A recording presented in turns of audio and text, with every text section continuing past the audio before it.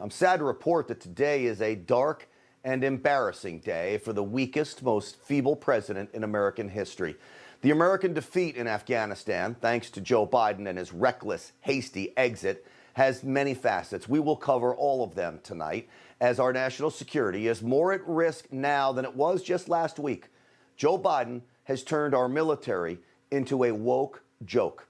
Nothing shows our weakness more than this picture of the man who holds the office of the presidency, looking frail, bewildered, and alone. In many respects, this picture is proof of the bad decisions Team Biden makes daily. The optics here are all wrong.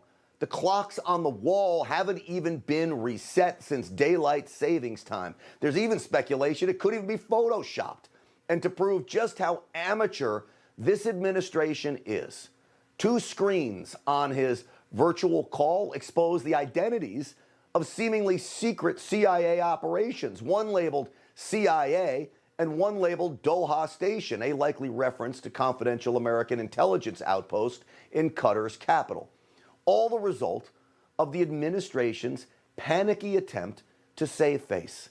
This is a delusional Joe Biden today. We were clear-eyed about the risks. We planned for every contingency. Clear-eyed? Plan for every contingency? They didn't plan for what's happening now. Afghanistan is a disaster. If anything, the developments of the past week reinforced that ending U.S. military involvement in Afghanistan now was the right decision. The right decision?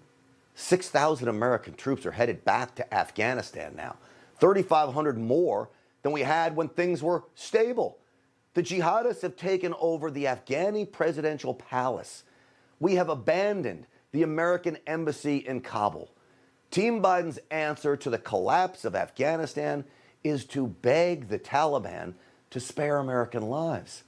The message should have come in the form of an airstrike days ago.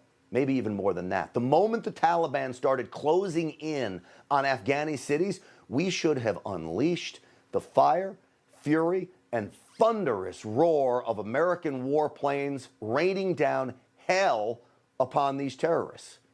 That is what would have happened under President Trump. I'm absolutely sure of it. You know it's bad for Joe Biden, though, when even CNN turns on him. This is not just about the overall idea of leaving Afghanistan. This is about leaving hastily and ineptly. Secretary Blinken, how did President Biden get this so wrong? How did he get it so wrong? Just weeks before the September 11th anniversary, nearly 2 decades, $1 trillion, and 2,500 American lives lost. Afghanistan is back in the hands of the same violent ideologues that carried out those attacks on American soil.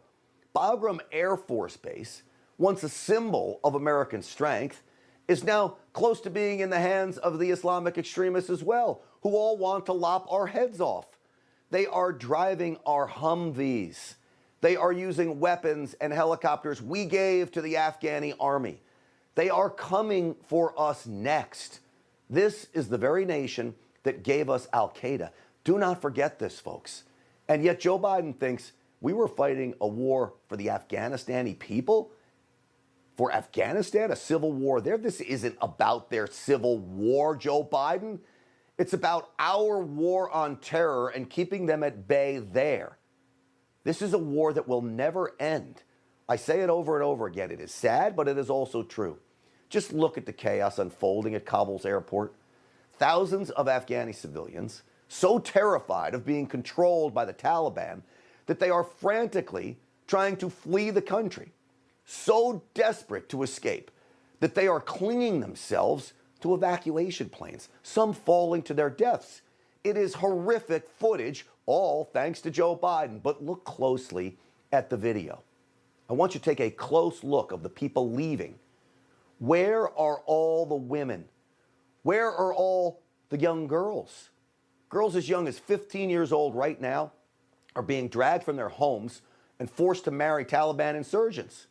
Women are burning their college degrees so they won't be beheaded under Sharia law. The Taliban wants them killed. Why aren't they fleeing? It's all military-aged males that you see at the airport, that you see on the planes. These men at the airport are apparently leaving all the women behind.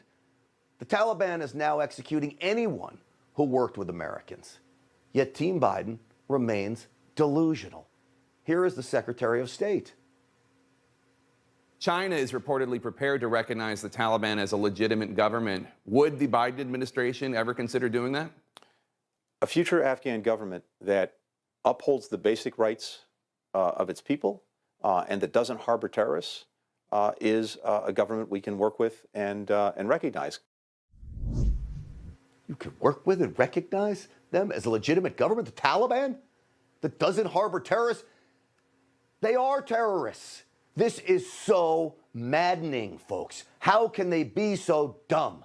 Team Biden gets everything wrong. Everything. The Taliban is not the North Vietnamese army. They're not remotely comparable in terms of capability. What is that? That was only weeks ago.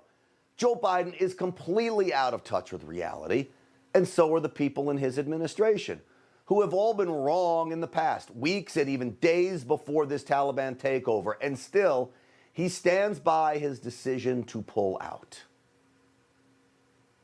There's no intention right now to close the embassy. The situation in Kabul is calm right now. The likelihood there's going to be the Taliban overrunning everything and owning the whole country is highly unlikely.